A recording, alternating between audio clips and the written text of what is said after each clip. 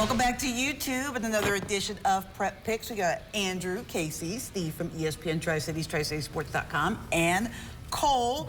Interesting week. I think there's somebody up here who wants to brag, so we'll just go ahead and get that over with. First perfect week, and I ain't in the gutter anymore, so I'll take that. Steve sent the wildest thing. It's crazy. Cole, first place on the TV standings.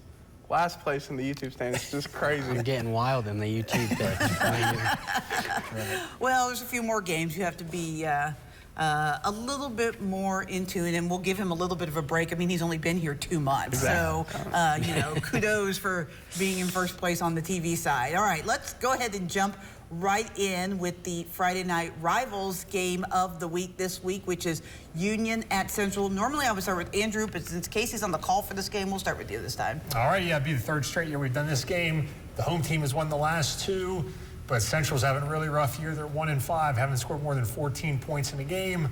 Union, maybe a little emotional letdown after beating Ridgeview, but even with that, Union big in this one. The Bears, they want to get that #1 seed and make the playoffs run through Bullitt Park. They're not going to let this game slip them up. I like Union.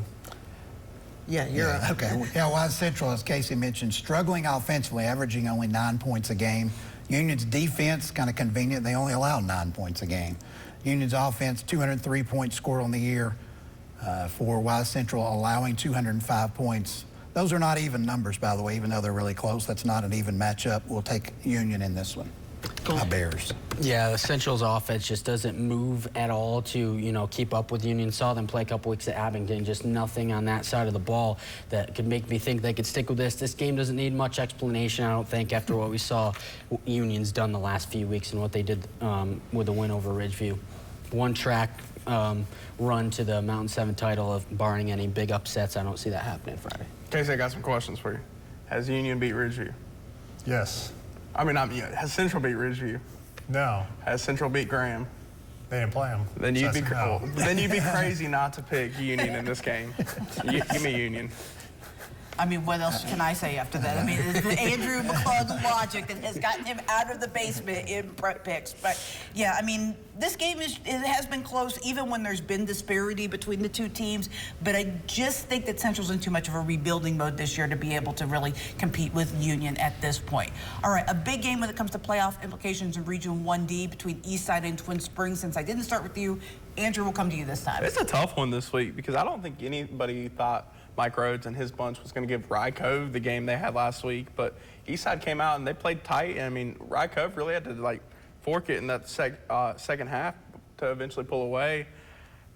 Twin Springs, I mean, they're always a question mark. You never know what you're going to get from them this year. I mean, they played tight against Union. I mean, who would think Twin Springs would have did as well as they did against Union? This is a game that's also got major playoff implications. I think there's one coach that's been in this position before. Experience, I think, is key. So give me Keith Warner and the Titans on Friday. Casey? Yeah, I think Twin Springs, they want to stay in that top 4 to get a home playoff game. They can't afford to lose this game to Eastside, who's down near they're fighting for that last playoff spot to get into the postseason. I think Twin Springs get this done at home. Eastside did rush for 302 yards last week in that game against Rye Cove, but Rye Cove rushed for 344. Meanwhile, Twin Springs ran for over 300. I know some of the numbers may be skewed because of the competition that was played. No offense. I think this is going to be a Twin Springs win, but I don't think it's, you look at those numbers and you think it's a big Twin Springs win. I don't think you can parlay that into making that assumption. I think it's going to be a really, really tight football game, but I'll go with the Titans. Yeah, I think it's going to be a lot closer game than you would expect. But, you know, Eastside they were impressive this past Friday. I think they show that they have a team that's going to fight and try to get back in the postseason. But I think this Twin Springs team is pretty special with the amount of points that they can put up. They're averaging 42 points a game. They haven't had a game without 40 points other than the Union game where they only put up 7. So I'm going to go with Twin Springs here. I think Eastside, the way that they're playing right now, could be very dangerous if they sneak into the playoffs for whoever they meet in the first round. But I'm going to make it a Twin Springs clean sweep. All right, Lehigh at Gate City. Two teams that still have dreams of maybe hosting a playoff game. Steve, we'll start with you. Well, a must win for both teams if they have any hopes of hosting that playoff game. For Lee, scoring early and often against Burton last week on early touchdowns, 3 different fashions. They get a pick 6, a punt return, a reception, something like that. Grayson Huff, 3 touchdown runs. That Lee offense really rolling last week. Meanwhile, Gate City, where's the Gate City offense we really expected this year? Only 13 points the last 2 weeks. I know that's Union and Tennessee High, but you go back before that, only 19 average points the 3 weeks prior. Believe it or not, Lee has me convinced that they're going to win this football game. Maybe it's Andrew has me convinced.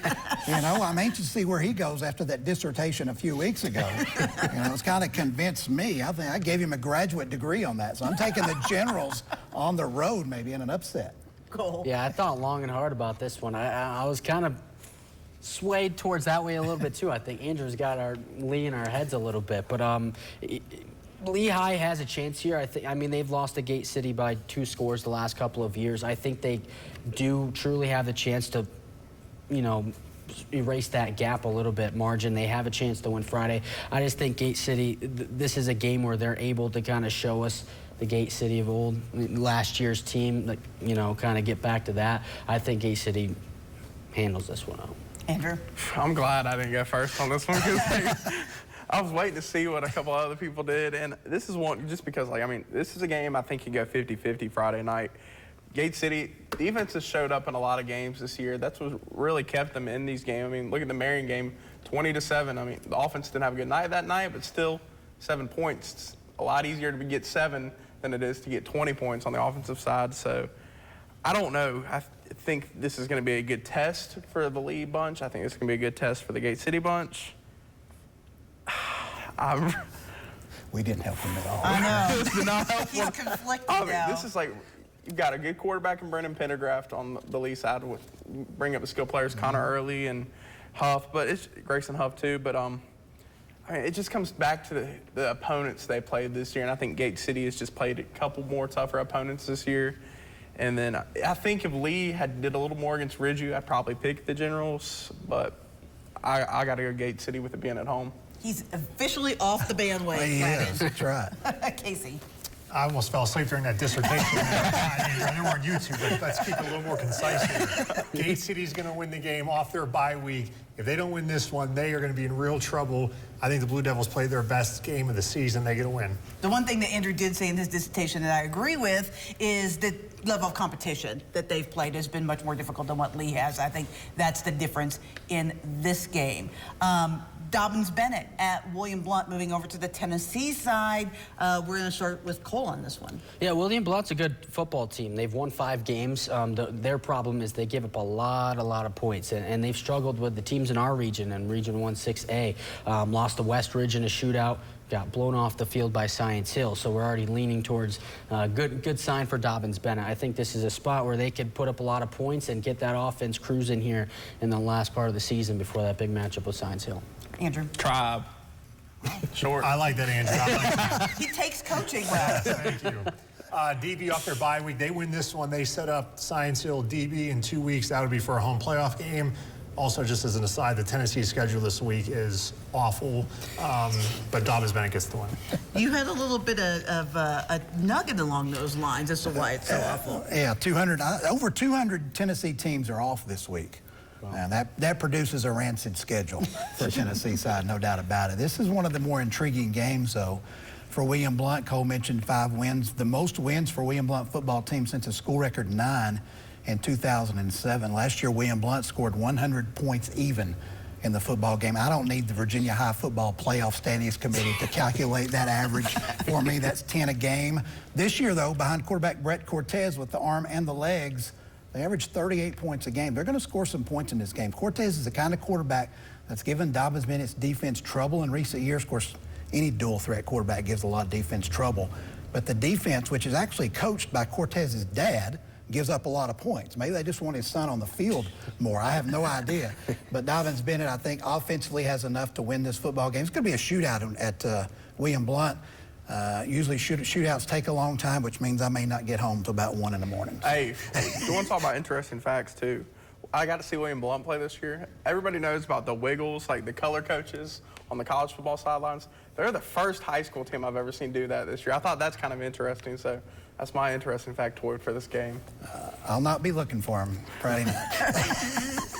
Yeah, I'm going to just make it a clean slate for Dobbins Bennett. I'm not going anywhere near the Wiggles. All right, so another intriguing game.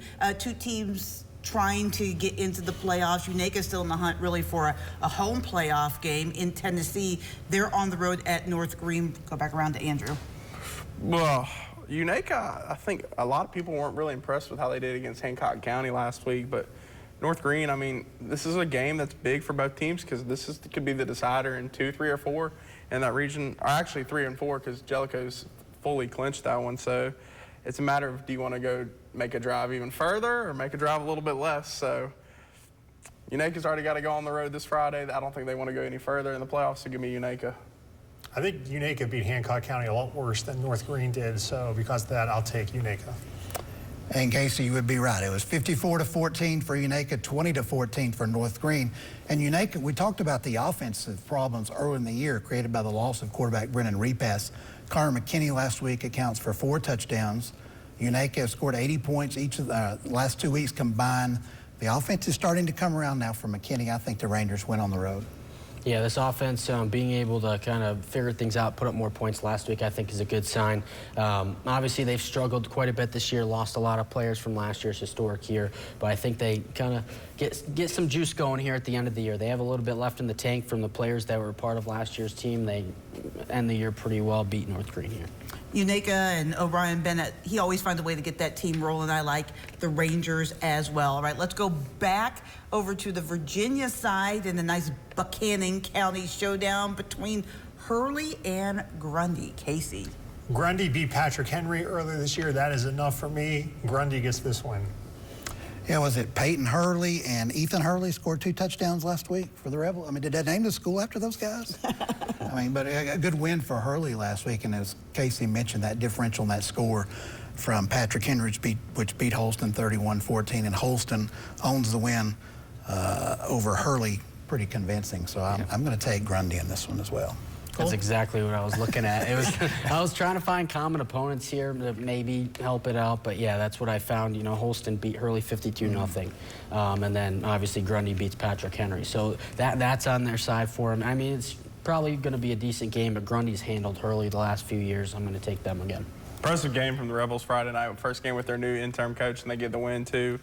I don't think they can get the win though against, like y'all mentioned. I mean, PH lost to Grundy. Grundy is a team that I still think could make some noises here. It just depends on who they play. They're really good. They have a good offensive line, defensive line. So I think just their line will overpower Hurley Friday night. So give me the Golden Wave. I really was impressed with what Hurley did on Friday night. And I think if you look at Grundy outside of that win over Patrick Henry, they've been a little bit of an enigma. I don't know how good that team really is, and if that win was more about Patrick Henry than it was about Grundy. I'm going to go out on a limb here. I'm going to mix it up. I'm going to go with the Rebels on this one. Okay. So, Hurley, please help me out. All right, so Twin Valley at Thomas Walker. These are two teams that are maybe the furthest two teams out in our viewing area, but Twin Valley and Thomas Walker both have impressive wins. They're both fighting in Region 1D for playoffs. Casey, who do you like this one? Well, I picked against Thomas Walker a couple weeks ago, and they played Unaka. I'm not going to do that again. I'll take Thomas Walker. Here's what I know about Twin Valley. They're 2-4. That's it. I'm not even sure I know the nickname of Twin Valley. The Panthers. I did look it up. Their logo's pretty cool. It's the Virginia Tech logo backwards. There you go. Yeah. I know more now than I did when I got here. What I do know is that Thomas Walker scored 45 more points this year and allowed 56 fewer points than Twin Valley. That's all I got to go on Pioneers. Yeah, I actually I made that trip to Twin Valley back before the season started. Got to get a taste of that. Got lost, by the way. But Twin Valley is a team that just doesn't have numbers. They, I think, had 17, 18 kids before the season started. That number could very well be lower now. So you have guys playing both sides of the ball. They just can't really keep up that way. Thomas Walker's been able to score some points. I'm going with them. Thomas Walker. Thomas Walker, they are way out there. They are basically in Kentucky. I don't think this is a close drive even for Twin Valley on Friday night either. Like this is The only close drive that Thomas Walker has is Lehigh. Otherwise, they're all pretty much hauls. But they're quietly putting together a really good season way out there in Lee County. So We all went with them. We all made it a clean sweep and went with Thomas Walker. All right, final one. Back across to the Tennessee side. David Crockett at Mo West. Steve. You know, last week Morristown West scores a touchdown with 6.5 minutes to go and kicks the extra point. You're playing for the region title on the road. You're up 10 with 6.5 to go. What's the last thing that you want to do in that situation? Not doing onside kick. Not doing onside kick. You give it to Sevier County at the 45. Sevier County scores 10 points in the last 6.5, forces overtime to win the football game. I thought that might be the worst way to lose a football game until Mario Cristobal came along on Saturday and said, hold my adult beverage, Morristown West. Here's David Crockett. I mean, we've talked about the Pioneers, what they've been through this year, personnel losses across the board. Just very tough sledding for Crockett. They're going to go at Morristown West, a team that's mad, feels like they should have won this region. I just got to go with the Trojans here at home. Yeah, not only did Mo West lose a game like that, but that's the second straight overtime game they've lost, and they lost on overtime to Jeffco. So that's a good football team. Dave Crockett, they've run into some teams. We saw how they performed at Tennessee High on Friday night. It's all Mo West in this. Mo West, I mean, they're arguably one of the best teams in Class 5. If they can make it, I don't think they'll get past round 3, but I mean, they'll get the win Friday night at least. David Crockett, just their passing game is just not there right now. It's no fun. I mean, you got a linebacker. They had to move the quarterback, in week 3, and Whaley plays his heart out, and they got some weapons. It's the short passing game, and Mo West will take that away. They'll stuff the run. Morristown West wins pretty handily. I said this last week, and I mean it. I've been impressed with what Crockett's been able to do. There's still some talent there, and they really have fought and really been able to put together some nice performances with the limitations. But you have to, as Casey mentioned, keep people on this a little bit in the passing game, and they just can't do it. So I will go with Mo West as well. Well, guys, as always, it's been fun.